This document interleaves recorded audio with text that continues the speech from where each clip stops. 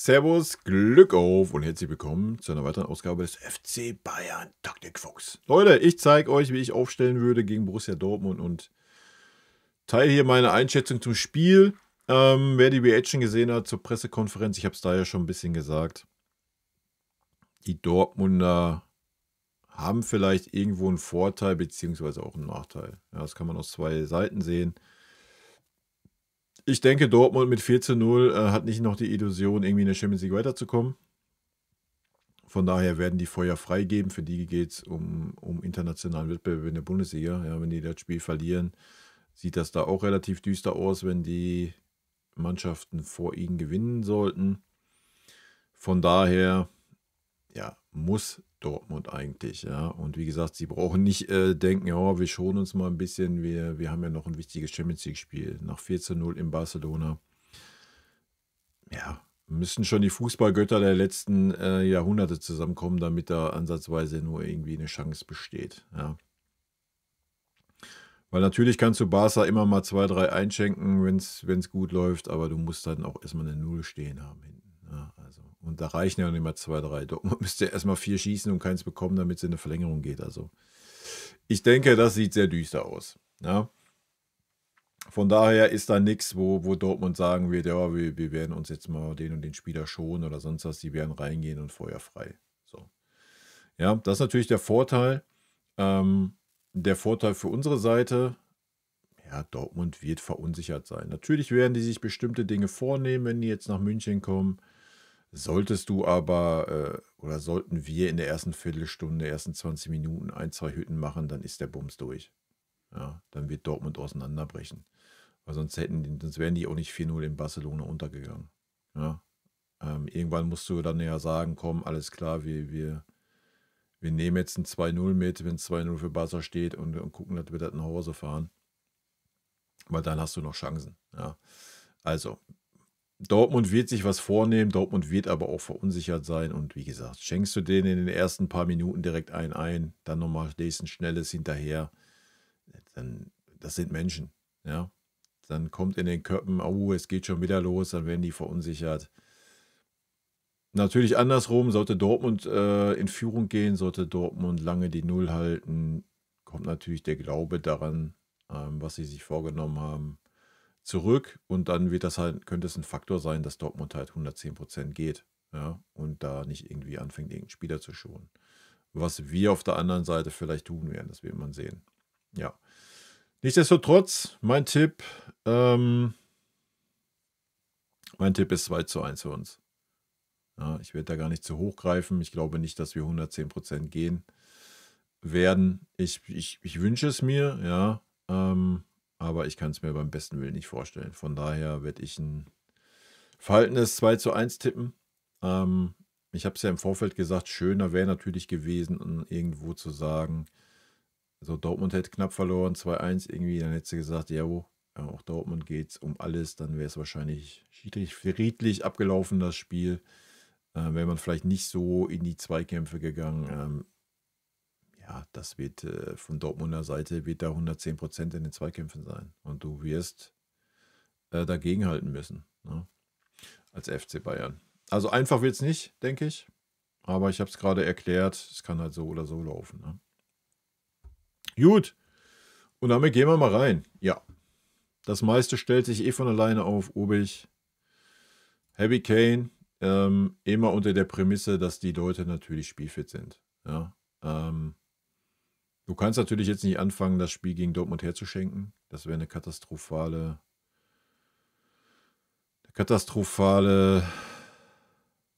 mir fehlt das Wort,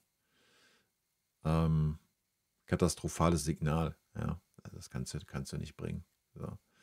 Du musst rein und du musst mit der besten Elf rein. Wenn jemand angeschlagen ist, nicht fit ist, zu viel gespielt hat, die letzten Spiele, ja, na klar, wenn du die Möglichkeit hast, das adäquat zu ersetzen, let's go. Haben wir bei Kane nicht. Punkt. Sollte Kane nicht spielfit sein, ja, wird dann Thomas Müller spielen. Ansonsten kommt Thomas Müller bei mir auf der 10er-Posi. Warum? Erstmal hat er den Impact gehabt gegen Inter. Und zweitens kann er mal zeigen, dass das jetzt nicht irgendwie eine Eintagsfliege war. Ja, dass er das noch zu leisten ist über 90 Minuten und dann ja, hat er sich vielleicht auch einen Einsatz gegen Inter verdient. Ja. Auf der anderen Seite ist es dann schlau, ihn jetzt zu bringen und 3 Tage später soll er wieder 90 gehen, wenn er die ganze Zeit den Rhythmus nicht hatte. Kann man auch drüber streiten. Ich würde mit dem Thomas Müller auf jeden Fall anfangen. Ja, ich denke, das wird wichtig sein. Und dann kannst du ihn immer noch nach 60 Minuten rausnehmen. Wenn du meinst, oh, war eine geile Leistung, ich brauche ihn gegen Inter, dann nimmst du ihn nach 60 raus und gut ist. Gut. Ulisse, auch da gilt der mentale wie körperliche Fitnessstand. Ja, ansonsten würde ich hier einen Serge reinwerfen. Serge hat es bei seinen Kurzeinsätzen gut gemacht. Bei seinem letzten Startelf-Einsatz war es schlecht. Ja, mangels Alternativen wird halt links wieder ein Sané spielen. Ja, Kompanie ist ja auch zufrieden mit ihm, wie er heute in der PK gesagt hat. Ich fand das Spiel unterirdisch gegen Inter, aber was habe ich schon zu sagen? Gut, ansonsten, ich würde Kimmich als Rechtsverteidiger bringen, einfach auf das Spiel bei Inter bezogen, einfach um mir diese Option offen zu halten und einfach auch also Inter wird ja auch auf dieses Spiel gucken. Ja. Und da kann man sie mal ein bisschen rätseln lassen. Dadurch natürlich ein paar Linien auf der 6. Ich denke, er braucht das Spiel, ja, um dann wirklich eine Option zu sein für Inter. Ja. In Verteidigung, ja. Kim, sofern er fit ist. Ansonsten Neon. Können wir auch schon mal direkt eintragen hier. Also er muss wirklich fit sein. Ja? Wenn Kim unter Schmerzen spielt, dann würde ich ihn das Spiel ersparen und würde ihn schon für Inter und würde mit dem Leon anfangen. Eric Dyer, ja, aber bei mir wäre der Bums auch so rum und nicht andersrum. Na, ist auch so eine Geschichte. Und auf der linken Seite würde ich einen Conny Leimer bringen. Stanisic hat mir da nicht so gut gefallen, wenn ich ehrlich bin, aber er wäre natürlich die Alternative. Genauso wäre Stani aber auch eine Möglichkeit, in der Innenverteidigung für Kim zu spielen. Ja. Muss nicht unbedingt Goretzka sein, das ist aber wahrscheinlich Stani sogar die bessere Wahl. Komm, ich mache einen Stani mal hier rein. Dann würden sich natürlich die Posis wieder tauschen. Ja, dann würde ein Stani hier hingehen, Dyer nach links. Dann nehmen wir nämlich lieber einen Leon mit ins Mittelfeld, na, als Alternative rein. Ich glaube, ich denke, Pavlo wird noch nicht so weit sein. Ja, Conny Leimer wäre vielleicht auch eine Alternative im zentralen Mittelfeld, aber ja, du musst ja einen Neon bringen. Ja. Was willst du sonst machen? Du kannst natürlich noch einen Guerrero bringen, wenn du ein bisschen technischer was willst. Ich stelle es mal ein bisschen so. Das sind halt die Möglichkeiten, die du hast. Ja. Und ich glaube, ein Guerrero würde es auch noch mal ein bisschen gut tun, wenn er aus einer etwas tieferen Posi wie die klare Zehner kommt. Ja. Ich glaube, da kommen noch mal ein bisschen mehr seine Fähigkeiten zum Tragen. Ja, wie gesagt, Coman und Pavlo trainieren wieder mit. Ob sie Optionen sind für den Kader, steht in den Sternen. Ansonsten, ja, würde ich natürlich Coman und Pavlo eine halbe Stunde gönnen. Ja, ich trage ihn jetzt einfach mal hier als Alternative ein. Einfach um zu sehen, wie weit sind sie. Aber ich glaube nicht, dass das irgendwie auch nur ansatzweise Startelf-Kandidaten für Inter Mailand dann wären. Ja, wenn wir schon mal ein Spiel weiter nach vorne gucken. Ja, und ihr seht, ansonsten, ja, die Optionen sind nicht wirklich gegeben. Ja, können auch hier gerne nochmal einen Guerrero eintragen, aber dann seht ihr schon, ist ein Guerrero doppelt, ein Stani ist doppelt. Hier haben wir 2 verletzte Spieler, wo wir noch mal wissen, ob die im Kader sind. Das sind unsere Optionen. Wir haben keine Option. Du hast einfach keine Option zu sagen, ich nehme jetzt mal den Spieler raus und schon immer. Hast du nicht. Könntest, ja, vielleicht ein Conny Leimer, stellst einen Stani dahin. Da muss aber ein Kim spielen. Und das war's. Ja. Du kannst in der Abwehr einen durchschalten. Ich meine, wenn du knallhart bist, schaltest du noch einen zweiten durch und stellst einen Boe auf. und lässt einen Kimmich mal draußen oder Kimmich dann in der Mitte und lässt einen Goretzka draußen, whatever. Ja, aber das war's. So, du hast keine Option. Du kannst vorne einen Serge mal reinwerfen in die Startelf, ja, das kannst du machen, kannst einen Ulisse mal in der Pause gönnen oder stellst einen Gnabry vorne im Sturm, aber das eine Option ist, weiß ich auch nicht. Ja. Also schwierig. Wir haben nicht die Spieler gerade zu sagen, wir schon mal Spieler X, Y, Z. Ja, keine Chance. Und ich würde auch erstmal ich habe es gerade schon gesagt, wie ich das sehe. Ich denke, wenn du Dortmund in den ersten 20 Minuten 2 einschenkst, dann ist der Bums durch. Ja, ich glaube nicht, dass diese Mannschaft sich dagegen aufbäumt und dann noch den Glauben an sich hat. Und dann kannst du das Ding schnell eintüten und dann kannst du ab der 60. oder schon zur Halbzeit anfangen, schon Zeit zu geben. Ja, also ich würde das eher so rum machen, mit der besten 11 anfangen und dann halt die Spieler runternehmen. Ja, wie ein Ulisse, wie ein Kimmich, der vielleicht auch mal eine Pause braucht. Aber ja, ich würde den Kimmich-Move machen als Rechtsverteidiger. Ich würde mir das ganz gerne mal anschauen mit Ulisse zusammen. Ich glaube, das wäre richtig stark. Und das Wichtigste, was ich sehe, ey, du musst gegen Inter natürlich erstmal die Null halten.